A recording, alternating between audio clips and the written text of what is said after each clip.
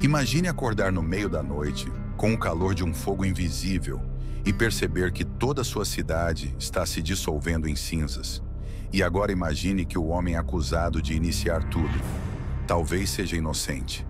Imagine-se caminhando por ruas estreitas e abafadas, onde o cheiro de madeira queimada e fumaça invade suas narinas. À sua volta, gritos de desespero, chamas subindo até o céu, prédios desabando como se fossem de papel. Não há para onde correr. A cidade que era o orgulho do mundo conhecido, Roma, agora é engolida pelo inferno. No meio desse cenário apocalíptico, uma pergunta paira sobre o ar pesado. Foi um acidente trágico ou alguém, nas sombras do poder, decidiu acender o fósforo? E pior, teria sido o próprio imperador? Hoje, você vai mergulhar numa história onde verdade e mito se entrelaçam, onde cada pedra chamuscada guarda segredos que desafiam séculos. A verdade por trás do incêndio de Roma. Nero foi o culpado? Prepare-se, porque as brasas desse mistério ainda queimam. As chamas começaram silenciosamente, como uma serpente rastejando nas sombras. Era uma noite abafada de julho, no ano 64 d.C.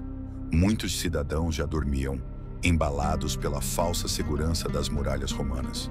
De repente, o fogo irrompeu no mercado de mercadorias, no circo máximo. A madeira seca, o feno acumulado e os tecidos inflamáveis criaram um inferno quase instantâneo. Relatos descrevem o fogo se espalhando tão rápido que mal havia tempo para tocar o sino de alerta.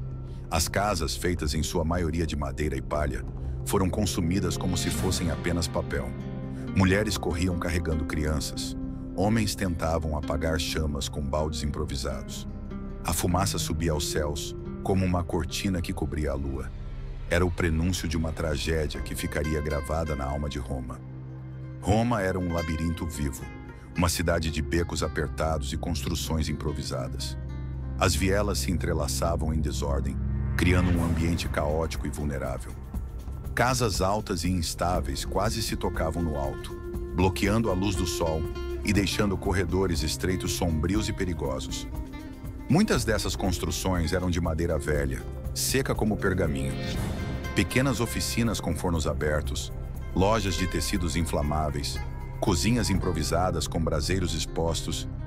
Tudo era um convite silencioso ao desastre. Era inevitável que uma faísca, um acidente qualquer, pudesse transformar aquela selva urbana num verdadeiro inferno. E ainda assim Roma crescia. O apelo por espaço e comércio era tão grande que ninguém pensava em regras de segurança. Era como empilhar lenha seca esperando apenas o sopro de um vento traiçoeiro. Roma era uma fogueira adormecida. E agora, se essa história já te prendeu até aqui, é porque dentro de você também existe essa chama pela verdade. Então, antes que essa oportunidade se apague como muitas outras que a história perdeu, deixa o seu like agora. É assim que você me mostra que quer mais vídeos revelando o que o tempo tentou esconder. E se inscreve no canal, porque aqui, cada nova história vai acender ainda mais essa busca pela verdadeira história da humanidade. O Império mudou, mas aqui a vontade de conhecer a verdade ainda resiste. Faça parte dela. Logo nas primeiras horas do incêndio, uma dúvida começou a se espalhar entre os sobreviventes. Aquilo era um acidente ou havia mão criminosa por trás? Alguns disseram ter visto homens estranhos correndo pelos becos, espalhando fogo deliberadamente. Outros juraram que ouviam gritos ordenando que as chamas fossem alimentadas. Em meio à confusão, boatos ganharam força. Talvez alguém quisesse destruir Roma de propósito. Era uma teoria assustadora, mas irresistível. Quando as paredes da cidade desmoronavam e famílias inteiras perdiam tudo, era natural buscar um culpado. Uma tragédia tão colossal dificilmente parecia obra do acaso. Seria uma conspiração política? Um ataque inimigo interno? Ou um ato de pura loucura? Essas perguntas ardiam tão intensamente quanto o próprio fogo. Naquela fatídica noite, o imperador Nero não estava em Roma. Ele desfrutava dos luxos de sua vila em Âncio, uma cidade costeira a cerca de 50 quilômetros de distância. Quando recebeu a notícia, Nero teria voltado às pressas para a capital, desesperado para tomar providências. Mas muitos não acreditaram nessa versão. Surgiram relatos, inflamados pelo ódio popular, de que Nero teria observado as chamas de um dos altos terraços do Palatino, encantado com o espetáculo, tocando sua lira enquanto Roma queimava. Historiadores como Suetônio e Dion Cássio difundiram essa imagem, ainda que as evidências diretas sejam fracas. Era o início de uma lenda sombria que associaria para sempre o nome de Nero ao fogo devorador. Ao retornar a Roma, Nero parece ter agido com rapidez surpreendente. Ele abriu os jardins do palácio para abrigar os desabrigados e organizou centros de distribuição de alimentos. Mandou construir abrigos provisórios e baixou os preços dos suprimentos básicos. Mas apesar de seus esforços, a desconfiança já havia se espalhado como o próprio incêndio. A generosidade de Nero foi vista por muitos como teatral, uma tentativa desesperada de limpar sua imagem. E as obras de reconstrução grandiosas que ele logo iniciou, especialmente o gigantesco complexo da Domus Aurea, alimentaram ainda mais as suspeitas. Parecia para muitos romanos que Nero já tinha planos prontos para uma nova Roma, uma Roma sob a sua própria imagem, sem respeitar o que havia sido destruído. Os historiadores que escreveram sobre o incêndio, como Tácito, Suetônio e Dion Cássio, viveram depois da morte de Nero e pertenciam a círculos que o odiavam. As histórias que associam Nero diretamente ao fogo podem ter sido exageradas ou até mesmo inventadas para justificar o ódio popular. Nero já era visto como extravagante, cruel e tirânico. Era conveniente pintá-lo como um incendiário insensível. E numa Roma que valorizava profundamente a tradição e a ancestralidade, um imperador que reconstruía a cidade ao seu próprio gosto parecia um criminoso contra a própria memória da civilização. A história, escrita pelos vencedores, selou o destino de Nero como vilão eterno.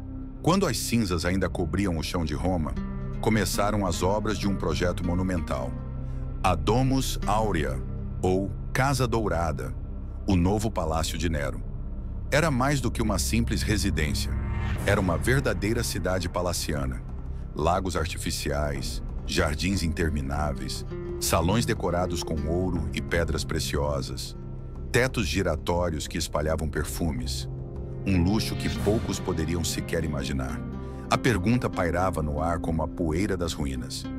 Será que o incêndio foi proposital para abrir espaço para essa ambição desmedida? Os romanos que amavam a tradição ficaram chocados ao ver seu espaço sagrado transformado num palco para uma vaidade imperial. Para muitos, a construção da Domus Aurea foi a confissão silenciosa de Nero. Ele havia destruído Roma para reconstruí-la sob seu próprio nome. O ressentimento cresceu como brasas em meio às ruínas. Alguns poucos relatos sobrevivem daqueles que viveram o incêndio de Roma. Entre eles, o historiador Tácito descreve a devastação com detalhes quase cinematográficos. Ele fala de um fogo que parecia ter vontade própria, mudando de direção com o vento, reaparecendo onde se achava extinto, desafiando todos os esforços humanos. Muitos sobreviventes afirmavam que guardas haviam impedido a população de apagar as chamas, o que reforçou as teorias de sabotagem. Outros juraram ver homens espalhando fogo propositalmente, mas ninguém sabia quem eles eram ou para quem trabalhavam. O medo e a raiva obscureceram a memória coletiva, criando uma atmosfera onde a verdade se misturava com rumores e o impossível parecia provável. Assim, o próprio povo ajudou a construir a lenda de Nero como um incendiário. Quando a pressão popular se tornou insuportável, Nero precisava urgentemente de um culpado. Foi então que os cristãos, uma seita ainda pequena e vista com desconfiança, foram acusados de incendiar Roma. Segundo Tácito, eles foram submetidos a punições brutais, jogados aos leões, crucificados, incendiados vivos para servirem de tochas humanas nos jardins do imperador. Para o povo romano, os cristãos já eram estranhos. Recusavam-se a adorar os deuses tradicionais, reuniam-se secretamente e pregavam valores subversivos. Transformá-los em vilões era fácil. Nero encontrou neles o bode expiatório perfeito, desviando as acusações de si mesmo. O sangue cristão banhou Roma, enquanto a verdadeira origem do incêndio se perdia nas sombras da perseguição e do terror. Se hoje conhecemos essa narrativa, muito devemos ao historiador Públio Cornélio Tácito. Ele escreveu os Anais, uma obra monumental que descreve os principais acontecimentos do Império Romano, inclusive o Grande Incêndio. Mas Tácito tinha seus próprios interesses. Ele via Nero como um símbolo de decadência moral e corrupção política. Embora reconhecesse que não havia provas concretas de que Nero tivesse ordenado o incêndio, Tácito deixou no ar a suspeita, alimentando para sempre a dúvida. Sua escrita carregava um veneno sutil, capaz de moldar gerações de opiniões. Ler Tácito é como atravessar um campo de cinzas onde ainda espreitam brasas escondidas. A verdade sob sua pena se tornou uma peça dramática, uma advertência moral e uma acusação eterna. É importante lembrar que incêndios eram comuns em Roma. A cidade, com sua infraestrutura frágil, já havia sofrido dezenas de incêndios devastadores antes de Nero. No ano 6 d.C., ainda sob o imperador Augusto, Roma enfrentou um grande fogo que consumiu parte significativa da cidade. Pequenos focos de incêndio surgiam quase semanalmente em mercados, bairros populosos e áreas comerciais. Era o preço da urbanização desenfreada e da negligência em segurança. Por que então o incêndio de 64 d.C. foi tão diferente? Talvez pela sua extensão, pela violência das chamas, ou talvez pelo momento político em que ocorreu.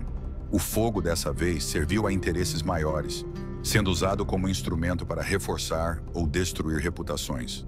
Mesmo com a construção de novos prédios, com ruas mais largas e materiais mais resistentes ao fogo, o povo nunca esqueceu.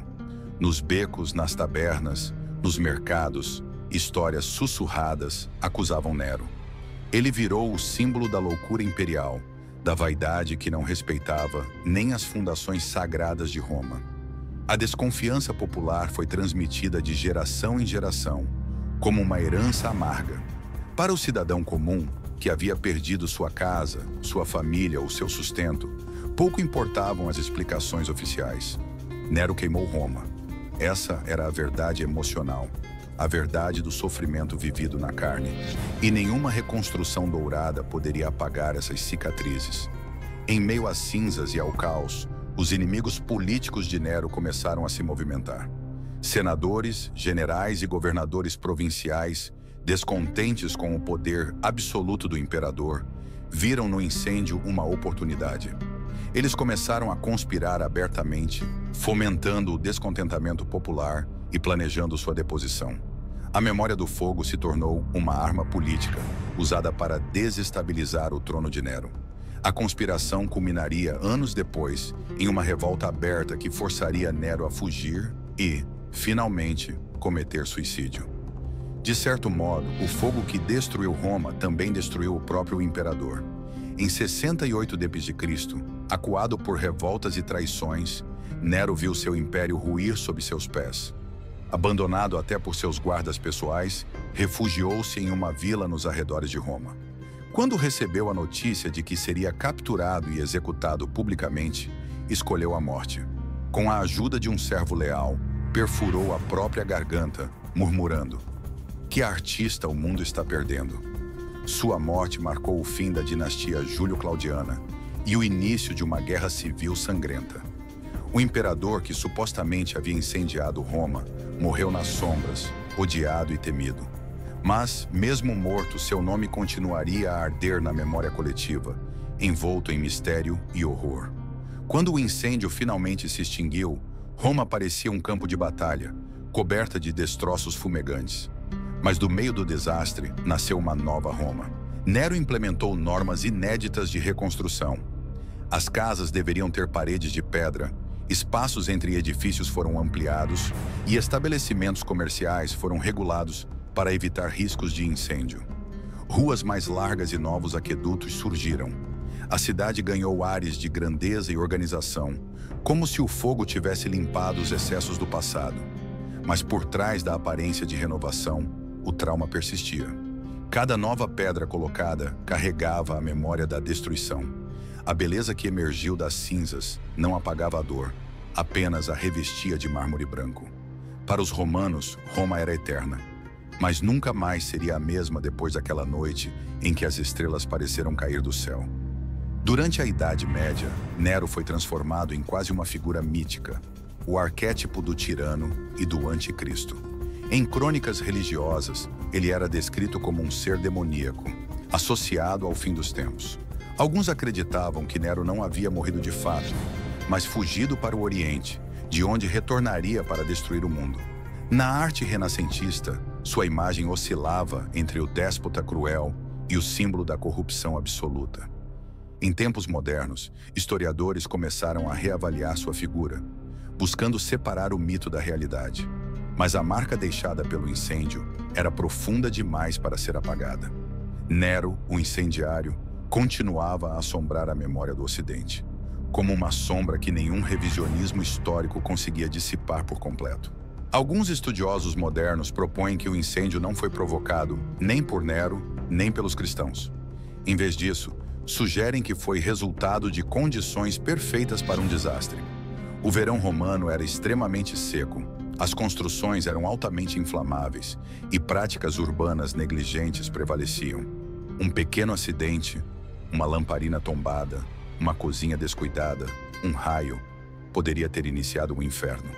Nessas condições, o fogo teria se espalhado sem a necessidade de qualquer mão criminosa. A tragédia, segundo essa visão, foi uma consequência natural de um sistema urbano vulnerável e de uma sociedade despreparada.